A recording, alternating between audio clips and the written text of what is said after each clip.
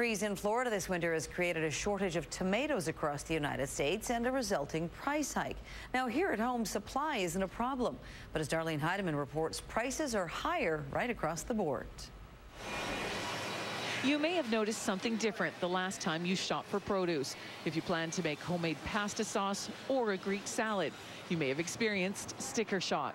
Tomato prices have jumped substantially in the last month. I guess if you need them, you buy them. Yeah, but they're higher than usual. They are, yes. Last month, Kin's Market was charging less than $2 for tomatoes on the vine. This month, they're approaching $3. Roma tomatoes have gone from 69 cents to $1.69. And it all started because of February's cold snap in Florida, which ruined up to 70% of the state's crop. It was a total loss. We had to shut down all of our production operations. We're not able to pick a tomato. We normally harvest 9 months out of the year.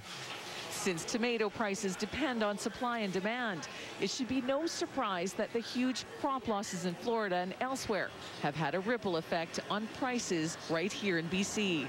There was a flood in Mexico at around the same time, which always helped for the shortage.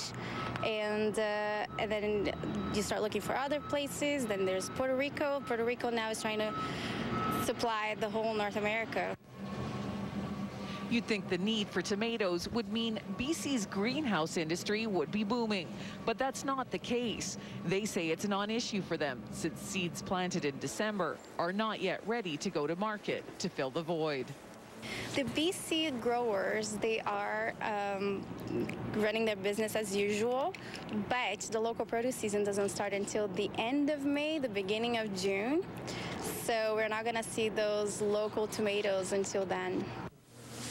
But if you've been dying to make fresh salsa, don't fret, because a new crop in Mexico is expected to be ready for harvest by mid-April. When they're picked, prices for tomatoes in BC should drop once again.